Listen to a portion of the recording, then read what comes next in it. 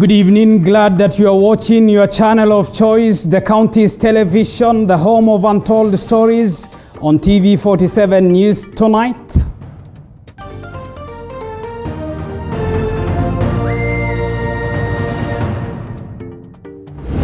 It is now next to the next phase for the BBI bill after registering a huge victory in the counties today, surpassing the 24 counties threshold by 12 counties.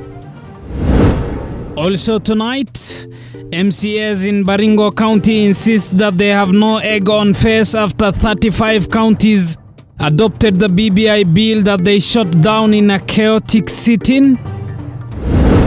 Clinical officers to report back to work half-heartedly after court ordered them back to their stations 70 days into the strike.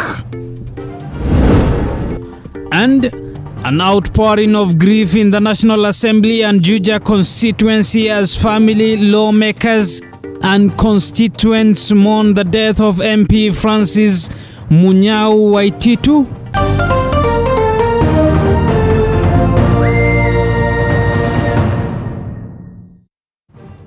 Tonight of all nights, meaning Bessa is our sign language interpreter. Good evening, I'm Abubakar Abdullahi. Welcome to the broadcast.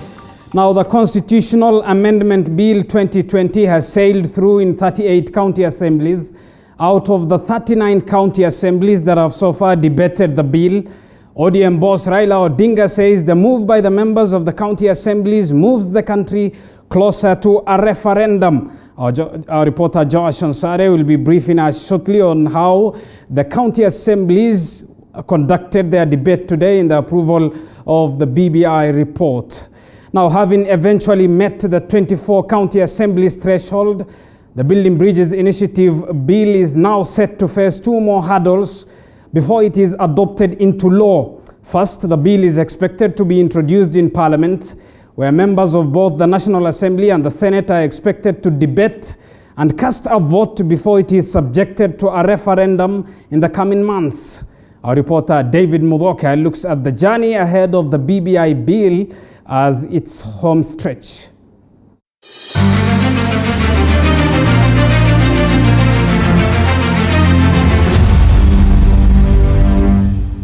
So the ayes have it. With 38 counties, 14 more than the required 24 having already given the Building Bridges Initiative bill the green light, the bill is now set to progress to its penultimate phase in the Constitution amendment process. According to the Constitution, the BBI bill will now be introduced for debate in both houses of Parliament without delay once a minimum of 24 speakers of the county assemblies communicate with Speakers Justin Muturi of the National Assembly and Ken Lusaka of the Senate of their decision to endorse BBI. This is expected to go even with some counties yet to take a vote on the BBI bill, but whose decision on the bill has since been rendered inconsequential. The debate process is expected to last not more than 3 weeks if a statement by Speaker Justin Muturi is anything to go by, and is expected to culminate in a vote. Since the two houses will not have an opportunity to alter anything in the document, it is expected that the Senate will take the same amount of time. Hiyo ndio ambayo inapaswa kupigiwa kura bila kubadilishwa. Regardless of whether the bill is approved in both houses or not, it will then be subjected to one last test, a referendum with the Independent Electoral and Boundaries Commission IEBC in a race against time to hold a referendum within 90 days of the developments in Parliament. A confident BBI secretariat co-chaired by Suna East MP Junet Mohamed and former MP Dennis Waweru has since hinted at rolling out its strategy to popularize the bill. It is expected that the BBI team will announce its campaign schedule tomorrow before hitting the ground running on a charm offensive to drum up support for the BBI bill beginning March 1st. This is expected to set the stage for an intense duel pitting BBI proponents and antagonists, with the latter having one last bullet in the form of the public to shoot down the bill through the referendum, which is likely to take place in June this year. This further comes in the backdrop backdrop of a statement by IEBC Monday, which revealed that 3.1 million voters support the BBI bill and is seen as a major boost for the pro-BBI campaign in the race for the simple majority. David Mudhoka, TV47, Nairobi.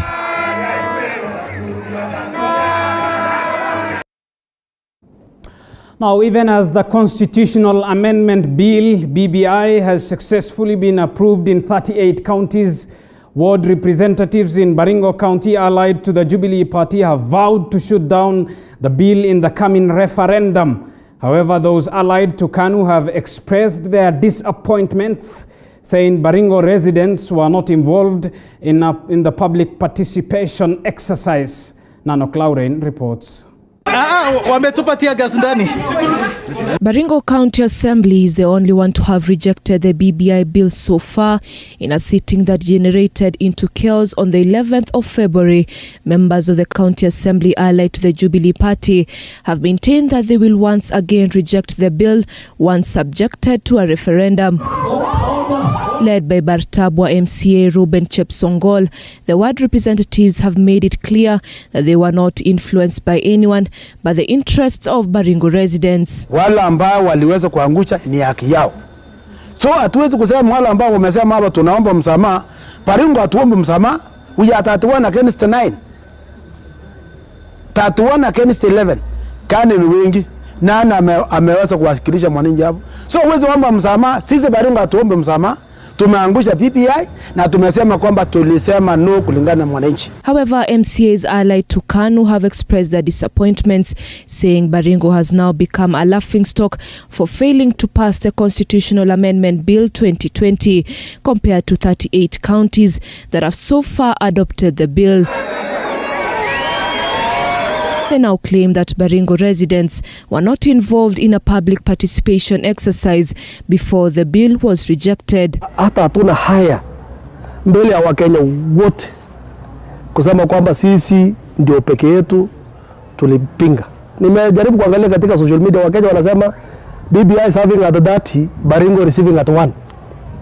Sasa jameni, kwa kweli watu wa Baringo hawakupewa nafasi. The people of Baringo are still wondering, and I want to say to our colleagues, we did a lot of injustice to the people of this county by not giving them an hearing to give their views and hear what they have at heart. The MCAs have further hinted that their rivals who contributed to the downfall of the bill in the county assembly were preparing to embarrass the county's senator and KANU chairman Gideon Moi. Wanasema wanakataa tu kwa sababu moja, ili kupunish ama kumpa sura mbaya Gideon Moi. Gideon Moi ambaye ni senator wa Baringo. Tusiwe na tabia kama hiyo watu ya Baringo. Baringo County remains to be the only assembly to have opposed the BBI bill after 30 Jubilee members voted against it, while 11 from the independent party KANU voted in support of the bill. Nano Cloren, TV47. From Baringo, let's get to Turkana, where a section of angered Turkana County residents are now blaming their county speaker, Erastus Lokale, and Governor Josephat Nanok in what they termed as efforts to reject the BBI bill, which was supposed to be debated today. Turkana is among the few counties in the country that are yet to debate the bill. 8 county assemblies are yet to debate the bill, with 38 county assemblies having adopted it. Zaidi ya watu 15. Leo hii naudhika sana kusikia kwamba speaker na governor wamefikisha kwamba imepostponediwa without notice, because sisi kama wananchi wa Turkana tujaelewa ni why ikawa postponed. So sisi tulikuwa matarajio yetu ili hii BBI iwe leo, ilikuwa imetarajiwa kwetu kwamba iwe imepitishwa na tungoje mambo mengine. Tujui tunaongojea nini? Tutaonekana kwa macho ya nchi ya Kenya kama sisi ni wasaliti, kwa sababu hii ni kwa manufaa yetu sisi jamii ya Turkana. Mambo ya speaker ya county government, ya county assembly, yes, yafaa wakae chini leo hii wapitishe hii BBI, kwa sababu hatuwezi baki nyuma na hatuwezi kusuhiwa na governor kujenga hii Turkana county government. Yafaa tu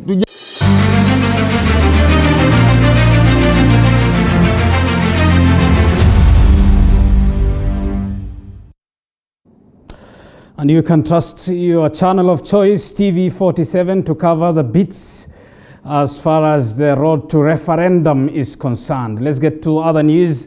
And tributes and messages of condolences have poured in for the late Member of Parliament for Juja constituency, Francis Waititu Elias Wakape, who succumbed to cancer yesterday night at a hospital in Nairobi. President Uhuru Kenyatta led the nation in mourning the second-term MP who revealed to the country that he was battling cancer in 2018.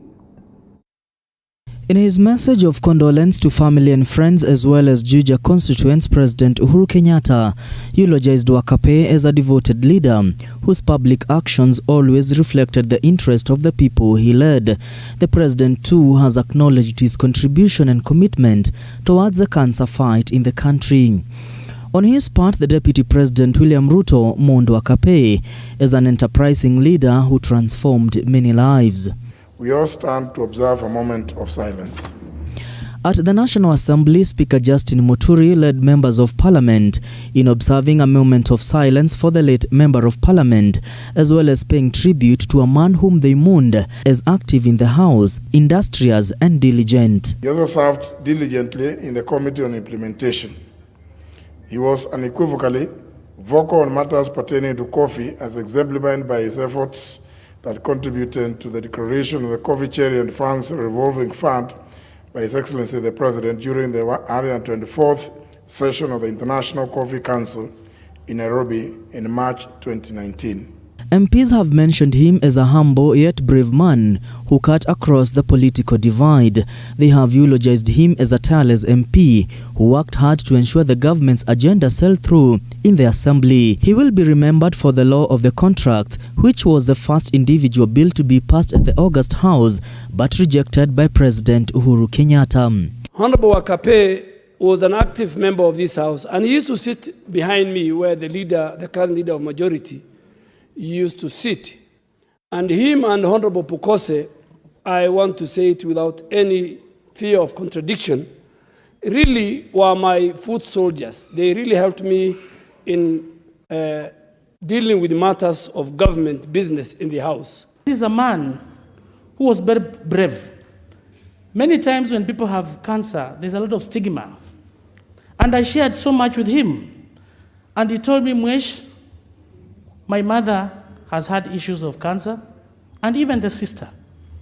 And last time when I was in India, he called us that, please remind me in prayers the time he was ailing. We've lost a man who was dedicated, who was always here, whipping people. At one time, I thought he was the chief whip, because he really worked tirelessly to see that house business moved on the way it was supposed to.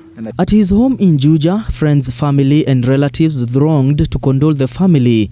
They mentioned him as a real fighter, a passionate individual who advocated for the establishment of local cancer centers and now want the government to establish them in his honor. Juja people, to tell them that we are also condoling with them, and I thank you for their support for the long journey with Mheshimiwa, because he was diagnosed in 2017, and it has been a long journey for him. Also opened the doors of the office to the family. This home, we have had very many office briefings, especially during those days when he was sick and he could not go to office. And we have had a chance to get the briefing as if it was meant for us. From there, we would have questions. Mzee was open to dialogue. He would compare our thoughts, and then he would make us understand why he makes his decision. Wakape died aged 63 years and has been battling brain cancer locally and internationally. A parliamentary ad hoc committee led by Kiambu MP Jude Nyomo has been constituted to steer his funeral plans. May his soul rest in eternal peace. Mwangi Maina, TV47, Nairobi. Elsewhere, the director of Meldian Limited, John Degwa, one of the companies which supplied KEMSA with COVID-19 related items, was at pain to explain how he obtained a 225 million shillings tender despite being in a foreign country by the time the company was given the commitment letter to supply. While appearing before the National Assembly's Public Investments Committee, Ndegwa was hard pressed by the members of the parliament for failure to present the required documents with MPs fearing he might not have supplied the relevant COVID-19 items despite him being paid 117 million shillings. Around a month and a half. No, you're wrong. So you are trying to tell us that you went against the procurement procedures because of the emergency. We were advised. By who? By the procurement office. Name? The secretary, I've forgotten her name. The secretary is Juma. We were advised to submit the samples as we do the letter. Here you are getting an order of over 240 million. Okay? 225 million, over 200 million. Okay, but you've only traded 10%. Your turnover was 20 million, but here you are getting an order of over 200 million. My question is, and I believe that's what I would have wanted to see, that we had the capacity, we had access to quality equipment, quality PPEs, we had already contracts with suppliers to source these orders, because to be quite honest, I don't believe you supplied KEMSA. I don't, because if you did, you would be showing us, these are my suppliers, I bought it at X number of price, these are the deliveries I made to KEMSA, this is the quality that I supplied. You know, even me, if I was quality, I would actually come with the substance of what I've supplied as well. Or somebody walks into KEMSA and finds that there is a procurement going on. I mean, business is given to people out there. There are people even in the country. For example, the person that you have just shown us, who you said imported. How is it that this fellow did not know that there was some KEMSA activity? Yet I actually want it on record that according to the Kenya Revenue Authority report, that company that he bought from at a very cheap price did not import. The megalomaniac behavior, the temerity, the rude courage that the witness is using to address us is because of the overconfidence of the 117 million. And as a result of that, Mr. Chair, this committee must be respected, because that overambition can only be compared to an overambition of an ant climbing the legs of an elephant with the aim of raping it. A company that had a turnover of 20 million. Of course, but at that time, products were moving very fast. We need to make sure that people understand in the committee that at that time, the market was demand-driven, okay? It was not supply-driven. It was demand-driven. No, you're wrong. I'm not wrong. No. Point of order. A point of order, Chair. No. We honorable members. A point of order. Chair is lying. No. I'm not lying. No. Because you said you are not. He was not the supplier of KEMSA. Honorable Robbie, the parliamentary language is. You're watching TV 47 News Tonight with me, Abu Bakr Abdullahi. The hashtag to use is News Tonight. Send us a message on 22047. Let me sample some of your views. Enos Omodi says watching TV 47 at 9 p.m. Paul Ngugi says watching from Kitale. Martin Oduor says tuned in. Isabel Wanja says tuned. Kemboi Jr. says TV 47, my favorite, my choice. Thank you. Levis Otiende says tuned. Miriam Kamama says watching. Eunice Adhiambo says present. Keep talking to us. Your opinion counts, your voice matters. Time for us to take a short break. We'll be back with more after this break. Stay tuned. Also coming up, 630 disgruntled teachers allied to the Kenya Post-Primary Education Teachers to ditch the union over alleged electoral fraud in Kakamega.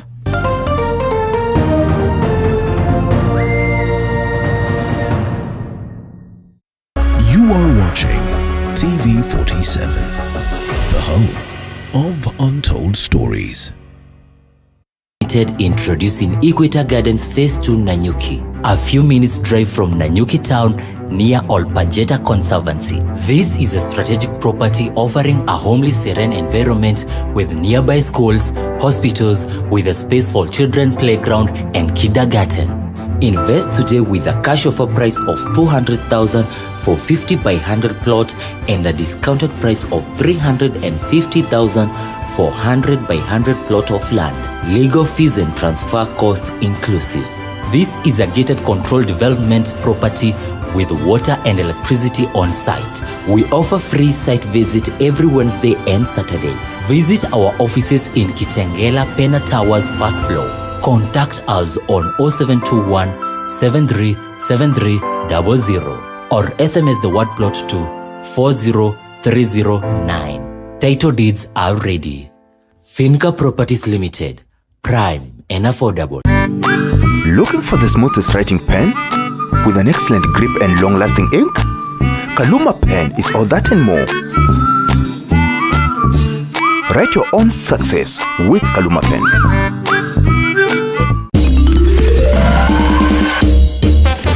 Sona moja imetengenezwa kwa njia spesheli ili kupambana na maumivu kwa haraka. Sona moja ina aspirin kama kiungo. Sona moja, kitulizo kamili. Maumivu yakizidi, pata ushauri wa daktari. Huyu ni Tina last week. Huyu ni huyo tu Tina this week. Kwani kuliendaje? Tina alichanuliwa na the huge Gotv Max discount. What? Aka upgrade to maximum entertainment for less.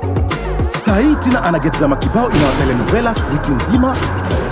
Na 5 shows zake local from across the continent. Now listen. Cheza Kitina. Upgrade to Gotv Max for just 890 shillings. You get maximum entertainment for less. Gotv. Love it. Authentic, natural, planned.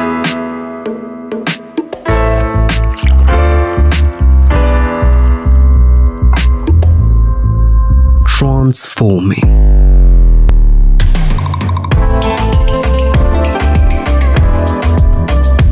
Endless benefits.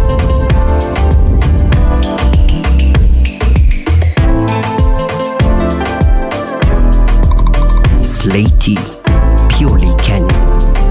Buy now on Jumia or Amazon. Go big and live stream Premier League, La Liga, major marathons and more from SuperSport plus the biggest Aisha Magic series, blockbusters and kids shows. Go big for less and get Showmax Pro Mobile with 30 gigs telecom data included.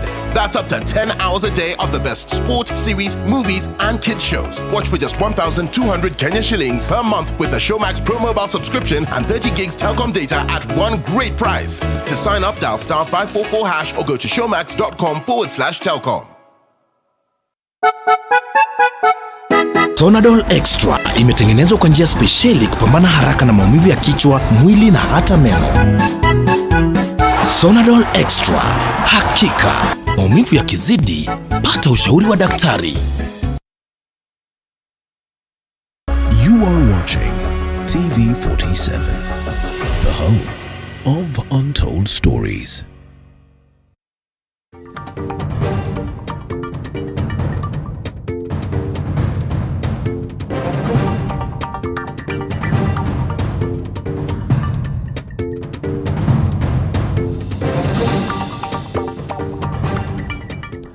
Welcome back to TV47 News Tonight with me, Abu Bakr Abdullahi. Let's get to more news.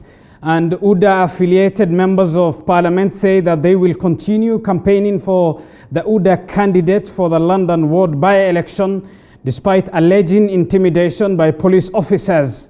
Addressing the media at Parliament building today, the MPs have called on the Inspector General of Police, Hilary Mutyambai, to stop misusing the police on politics, saying nothing will stop them from campaigning as well as guarding their votes.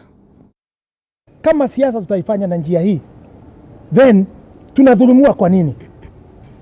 Sisi tukuwa watu ambaye tuko kwa mlengo ambaye tumepewa jina tangatanga.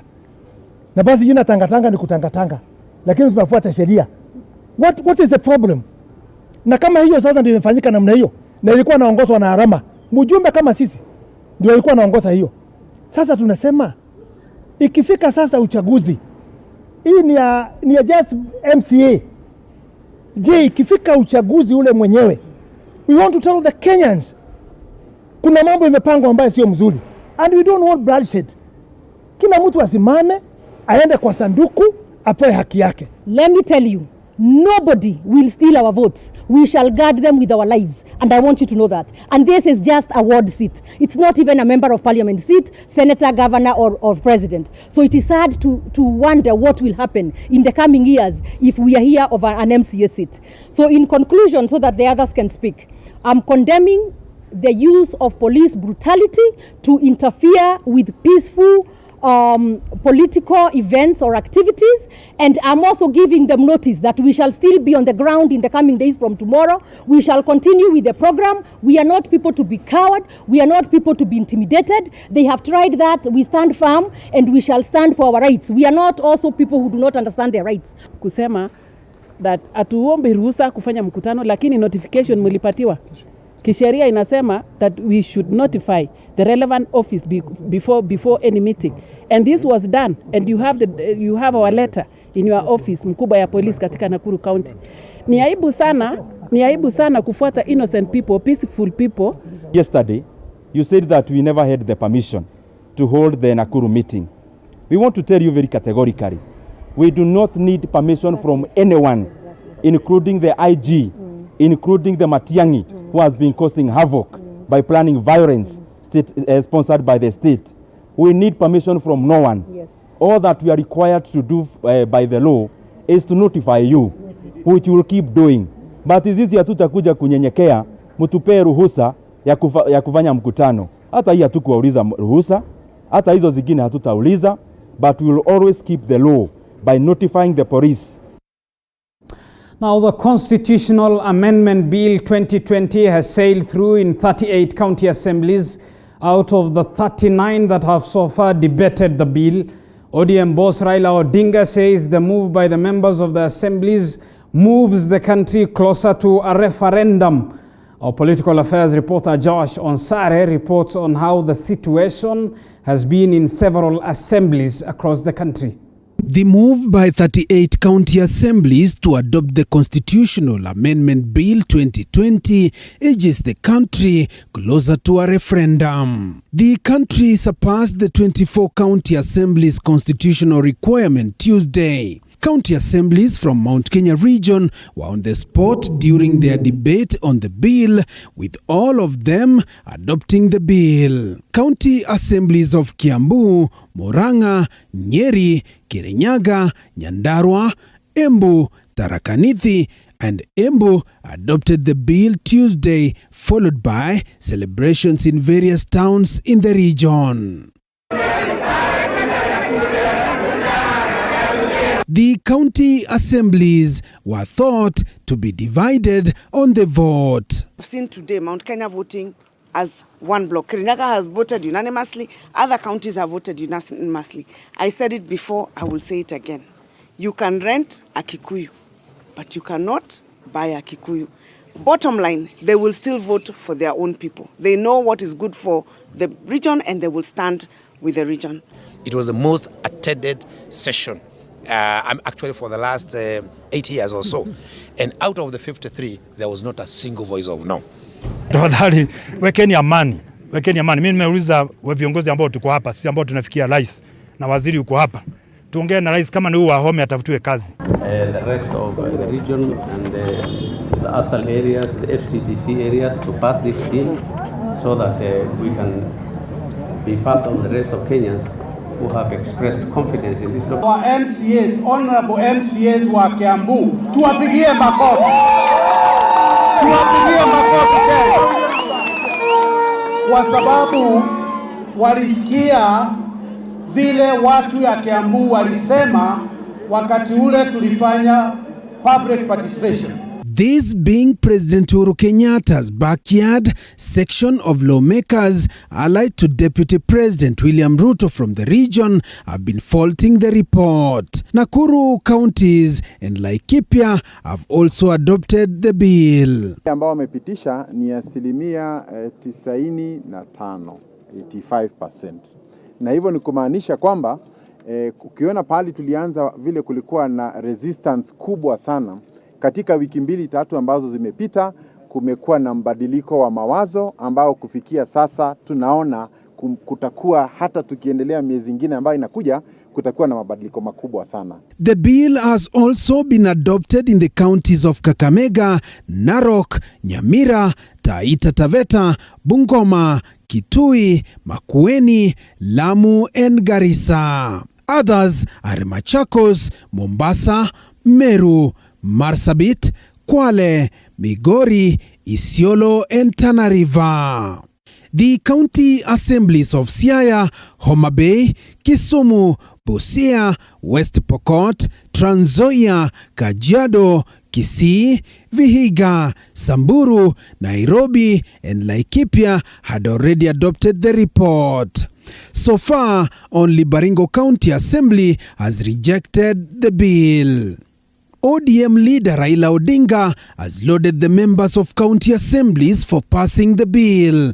Raila says the assemblies have moved the country closer to the referendum, which the bill secretariat says should be held in June this year. Odinga further said despite the propaganda and misinformation that has been peddled around the law change process, the assemblies stood firm. 8 county assemblies are yet to debate the bill. After the approval by the county assemblies, the constitutional amendment bill will be headed now to the National Assembly on its way to the referendum, which the BBS Secretariat is predicting on an earlier prediction of June this year. Joash Onsare, TV47, Kiambu County. Well, remember, 39 county assemblies have so far debated the bill. 38 county assemblies have approved the bill. The constitutional requirement and threshold for the bill to proceed to the next level was 24 counties. Baringo County is, as of now, the only county that has rejected the bill. 8 more counties are set to debate the bill in the coming days. You're watching TV47 News Tonight with me, Abubakar Abdullahi. Time for us to take another short break. Stay tuned. We'll be back with more after this break.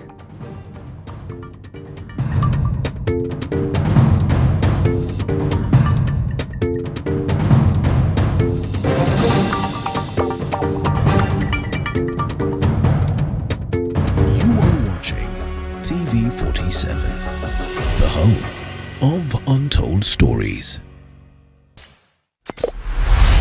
At Trisent School of Medical Health, Science and Technology, we offer highly competitive courses tailor-made to suit your needs. These include certificate and diploma in theatre technology, medical engineering, nutrition and dietetics, radiography and sonography, science lab, health records, environmental health science, counseling psychology, applied biology, social work and community development, information and communication technology, among others. Register now at our Nairobi campus in Nairobi West around Nyayo National Stadium on 0700-129536. Our Juja campus next to Jomo Kenyatta University on 0700-000760. And our Kisumu campus opposite Swan Center, Oginga Odinga Street on 0703-201229. Trisent School of Medical Health, Science and Technology.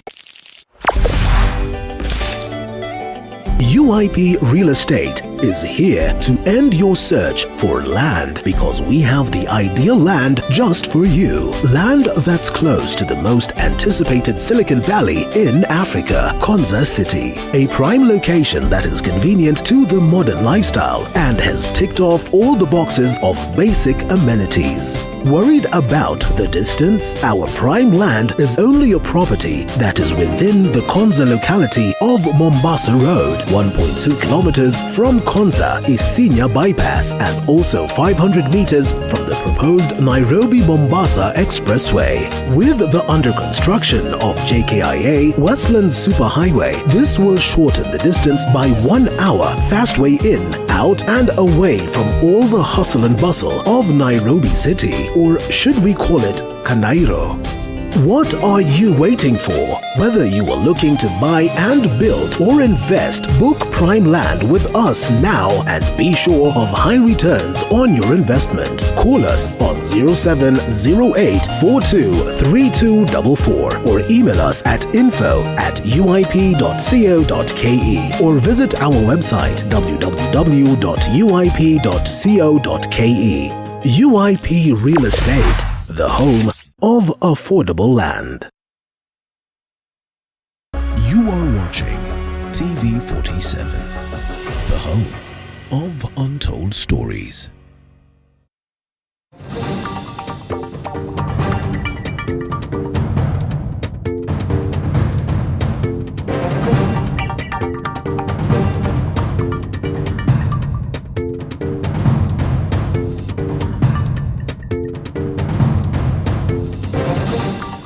Welcome back.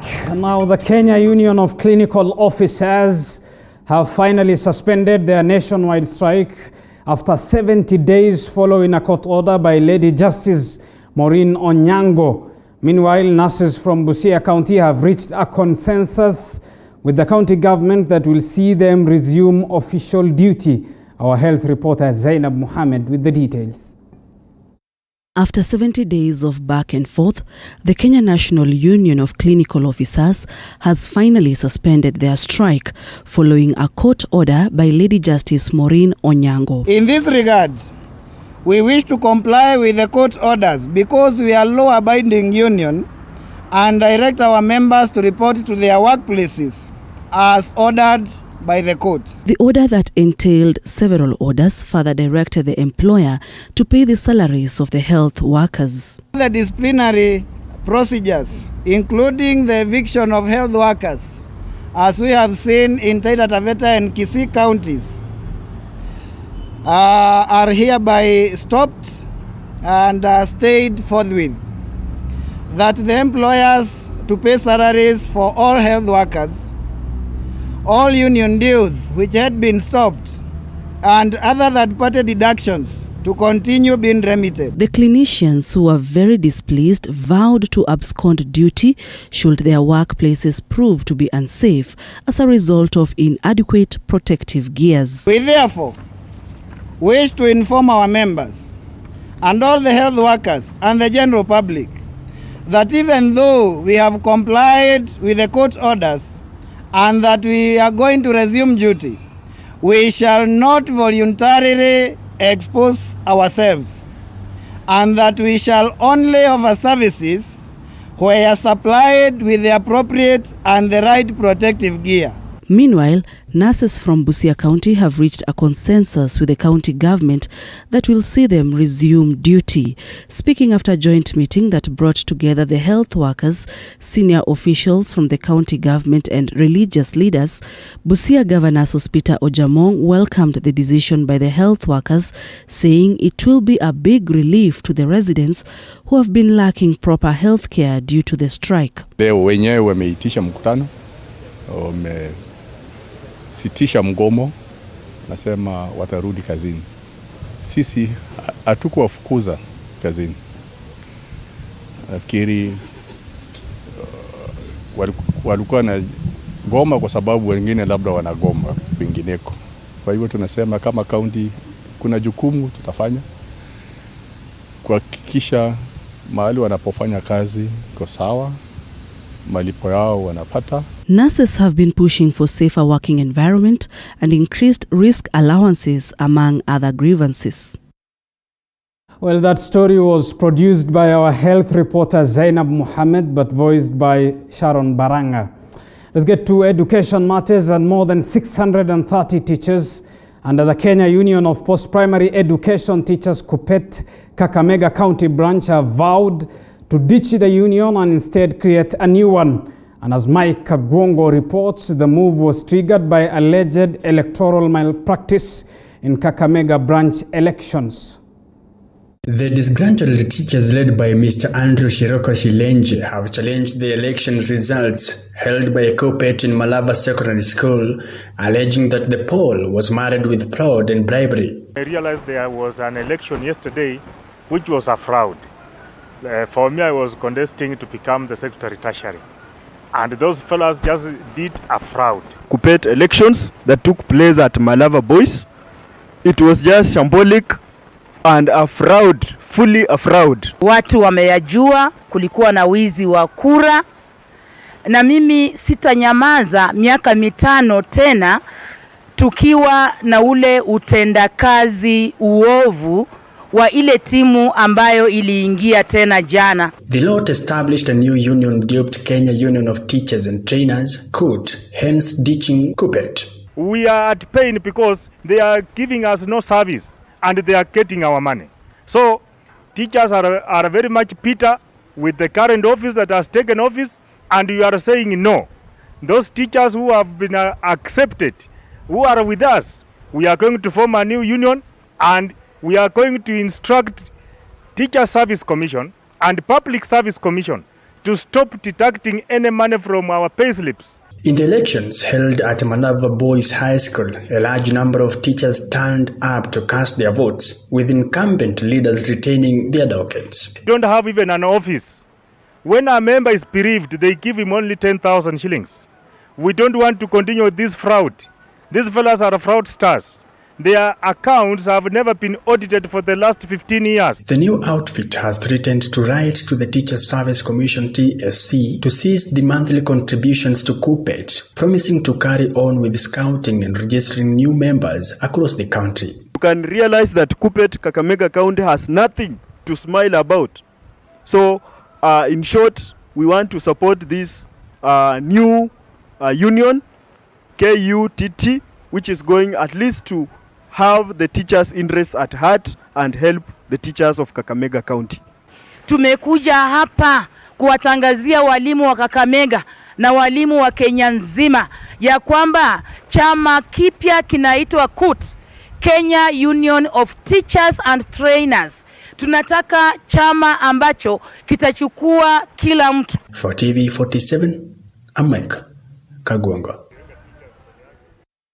From Kakamega to a sad story where police in Nairobi found bodies of a woman, her son and boyfriend in government staff quarters along Jogoo Road. The bodies of the woman and her son had decomposed. It is suspected that the two were killed on Sunday by the boyfriend, who later committed suicide. Around 11 a.m. at the government staff quarters on Jogoo Road, a crowd was milling after word went round that bodies of 3 people had been found in one of the houses in the estate. A woman identified as Charity Cheboy, her son aged below 10 years, and a man suspected to be her boyfriend were found dead. Cheboy's body and that of her son had started decomposing. It is suspected they were killed by the boyfriend on Sunday, who later committed suicide. The bodies were discovered after the boys' school administration called his father, who does not live with them, to find out why he missed school on Monday. The father then tried to contact the boy's mother on phone, but he could not reach her. He then decided to go to their house. The living room was found in disarray, showing a possible struggle before the murders. Cheboy was working as a registrar of persons in Mathare. Police are investigating the matter. Sharon Baranga, TV 47. Well, may their souls rest in eternal peace, and we hope nothing but justice for the deceased. Keep talking to us. Time for us to take another short break. When we come back from the break, we will get to the world of sports with Dennis Otieno. Stay tuned.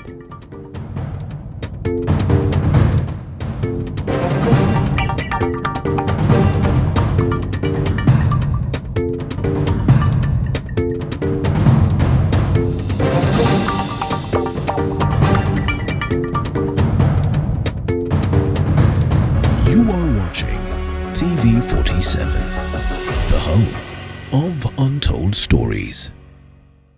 Tamasha Paints, rangi ambayo imeimarika, rangi ya kipekee. Tamasha Paints ni kampuni ya kimataifa ya kuuza aina zozote za rangi ambazo zimechanganywa na teknolojia ya kisasa. Tunakuletea rangi aina ya Cover Matte, Silk Vinyl, Vinyl Matte, Weather Guard, Super Gloss na High Gloss. Pia tuna mafunzo ya kutengeneza rangi zilizopita mafunzo ya kimataifa. Tunafunza kutoka mwanzo hadi mwisho kwa muda wa miezi 2. Shule yetu ina vyumba vya malazi kwa malipo ya shilingi 40 pekee. Tunapatia wanafunzi wetu cheti inayotambulika kote nchini, kuwatafutia attachment na kuwapatia kazi wanapomaliza masomo.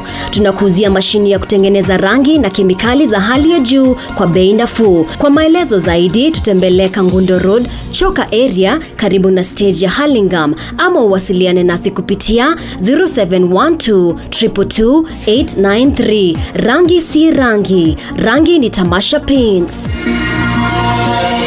Mayfair Insurance Company Limited. Our vision is to be distinguished as a reliable and innovative Pan-African financial services leader. Our mission is to provide financial security through reliable and innovative insurance solutions. Our core values are integrity, professionalism, reliability, and respect. Our global credit rating is A+ in financial strength. Our group has operations in Kenya, Zambia, Tanzania, Rwanda, Uganda, and DR Congo. Our products include construction and engineering, marine cargo hull, domestic package, burglary, contractors all risk, cash in transit, motor private or motor commercial, fire and perils. Mayfair Insurance is trusted by corporates and SMEs across Eastern, Central, and Southern Africa. Mayfair Insurance, you are in safe hands. Winster Security Guards is established to offer tailor-made security solutions for all your security needs.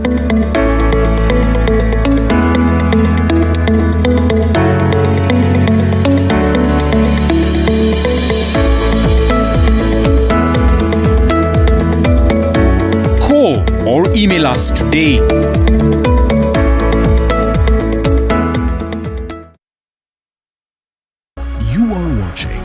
TV47, the home of untold stories.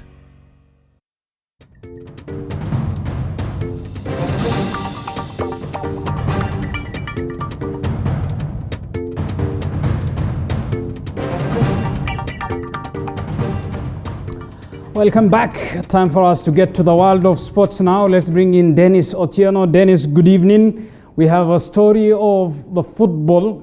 The beautiful game of football from Naivasha tonight. Well, indeed, Abubakar. Now, the story that you're talking about is about the youth of Naivasha town trying to revive football in the town. Of course, once upon a time, Naivasha town used to have, a lot of talent sprouting from that place. And of course, the youth are really trying to, revive football within Naivasha town. Also, tonight, we shall be telling you about the results registered in the round of 13 of the FKF Premier League. We shall also be telling you who emerged victorious in the third round of the 9th leg of the Safari Tour Golf Series.